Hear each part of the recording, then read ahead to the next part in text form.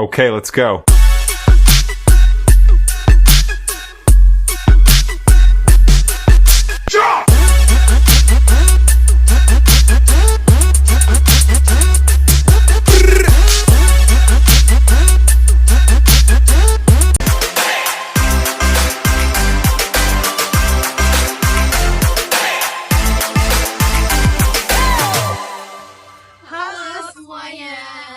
Perkenalkan, nama saya Yola Asri Paramita dengan NIM akhir 038. Saya Nasuhari Nisa dengan NIM akhir 074. Saya Ananda Syalmita Kasan dengan NIM akhir 102.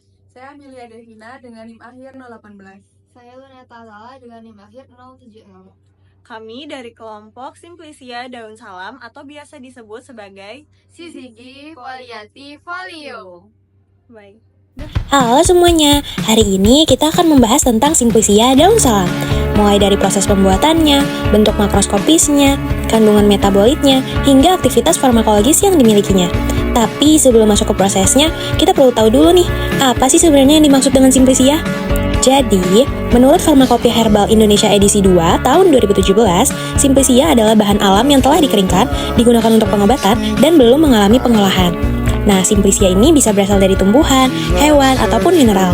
Nah, dalam video ini kita akan fokus pada Simplicia dari tumbuhan, lebih tepatnya Simplicia dari daun salam. Sekarang kita masuk ke proses pembuatan Simplicia daun salam yuk.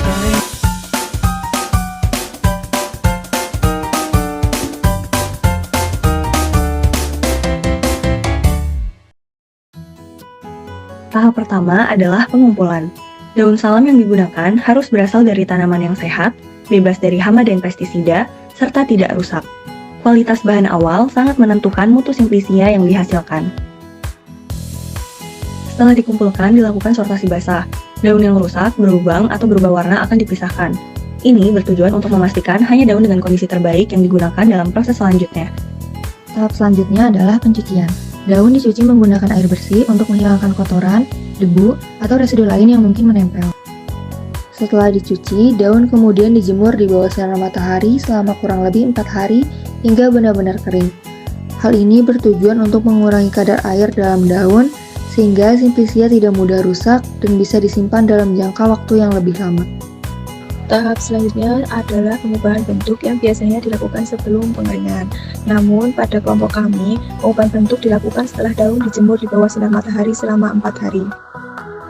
Kemudian dilakukan sortasi kering, yaitu daun yang terlalu kosong, berjamur, atau rusak akan disingkirkan agar hanya Simplicia berkualitas yang diproses lebih lanjut.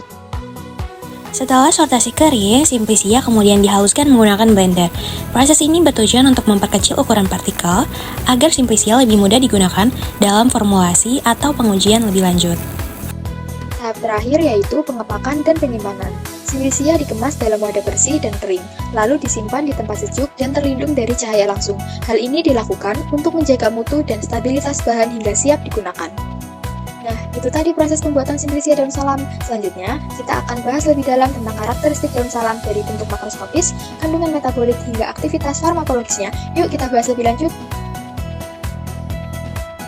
Daun salam memiliki nama latin Syzygium foliati folio.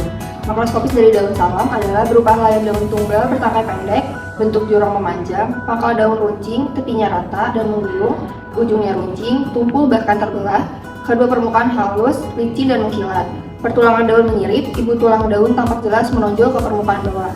Permukaan atas berwarna coklat hijauan, sedangkan permukaan bawahnya berwarna coklat tua, aromatik lemah dan rasanya kelat. Daun salam termasuk ke dalam Simplicia daun atau folium. Bentuk mikroskopis dari daun salam itu sendiri yaitu ada kristal kalsium oksalat bentuk prisma. Menurut Farmakopeia Herbal Indonesia, kristal kalsium oksalat adalah salah satu gas air plastik yang berbentuk kristal dan umum ditemukan pada tumbuhan. Selanjutnya ada epidermis atas.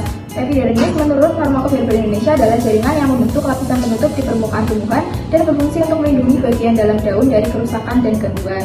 Selanjutnya ada epidermis bawah dengan stomata. Definisi stomata tersendiri menurut Farmakopeia Herbal Indonesia adalah celah dalam epidermis yang dibatasi oleh dua sel epidermis yakni sel penutup.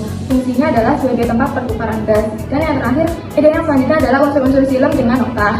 Xilem sendiri dari segi struktur dan fungsi adalah jaringan kompleks yang berfungsi dalam pengangkutan air, penyimpanan makanan serta sebagai penyokong. Dan yang kelima adalah sklerenkim. Menurut Farmakovirbal Indonesia, sklerensim adalah jaringan yang dibentuk oleh sel-sel yang mengalami penebalan dan dapat mengandung lignin. Fungsi dari sklerensim adalah sebagai penyokong dan kadang-kadang juga sebagai pelindung. Metabolit primer utama yang terkandung dalam daun salam antara lain ada karbohidrat seperti glukosa, fruktosa, dan sukrosa yang digunakan sebagai sumber energi dan komponen struktural sel. Yang kedua ada asam amino, esensial untuk sintesis protein dan enzim dalam tumbuhan. Yang ketiga ada asam lemak seperti asam linoleat dan asam foleat yang penting untuk pembentukan membran sel dan penyimpanan energi. Yang keempat ada protein dan enzim terlibat dalam berbagai reaksi metabolisme dan fungsi fisiologis tumor. Senyawa metabolit sekunder yang ada pada Simplicia daun salam diantaranya yang pertama ada flavonoid sebagai antioksidan, kedua alkaloid sebagai antimikroba, ketiga tanin sebagai antibakteri, keempat ada saponin sebagai anti kanker, dan yang kelima ada minyak atsiri sebagai antiinflamasi. Selanjutnya terkait aktivitas farmakologi Simplicia daun salam yang manfaatnya begitu banyak di kehidupan sehari-hari kita. Pertama itu sebagai seduhan herbal dengan cara direbus atau dibuat sebagai teh. Aktivitas farmakologisnya seperti antidiabetik, antihipertensi, dan hipolipidemik dapat dimanfaatkan dengan menyeduh atau merebus Simplicia daun salam. Umumnya direbus dengan 2 gelas air. Cara ini efektif untuk membantu menurunkan kadar gula darah, tekanan darah, serta kolesterol, dan telah digunakan secara turun-temurun. Lalu yang kedua ada dicampur dengan masakan sebagai bahan fungsional. Nah, selain penyedap alami, Simplicia daun salam itu juga membawa efek farmakologis, terutama sebagai antioksidan, antimikroba, dan karminatif. Nah, konsumsi rutin makanan yang mengandung daun salam itu dapat membantu menjaga sistem pencernaan serta mencegah infeksi ringan dari bakteri dan jamur. Lalu yang ketiga ada sebagai kompres hangat untuk nyeri dan peradangan. Aktivitas antiinflamasi dan analgesik dari Simplicia ini bisa dimanfaatkan dengan meredamnya dengan air hangat lalu digunakan sebagai kompres pada area yang nyeri atau bengkak. Metode ini tuh secara tradisional dapat meredakan pegal-pegal, nyeri sendi, atau memar ringan. Selain itu ada air rebusannya yang bisa digunakan untuk mandi atau uap aromaterapi untuk efek relaksasi, anti stres, dan antibakteri dari Simplicia daun salam ini. Lalu yang selanjutnya ada sebagai masker atau salep tradisional yang dioleskan dan dicampur dulu dengan madu atau minyak kelapa yang manfaatnya sebagai antimikroba dan penyembuhan luka dari senyawa tanin dan minyak atsirinya. Terus selanjutnya yang terakhir itu ada dalam bentuk teh celup, kapsul atau tablet herbal. Aktivitas farmakologi seperti imunodulator dan hepatoprotektor dimanfaatkan lewat produk herbal yang mempermudah untuk dikonsumsi. Nah, dengan berbagai manfaat tersebut, Simplicia ini terbukti tidak hanya efektif secara farmakologis, tetapi juga mudah diakses dan diaplikasikan dalam rutinitas sehari-hari oleh masyarakat umum. Sekian dari kami. Semoga bermanfaat.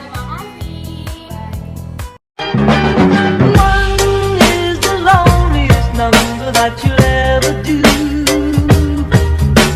Two can be as bad as one. It's the loneliest number since the number one. One is the loneliest number that you'll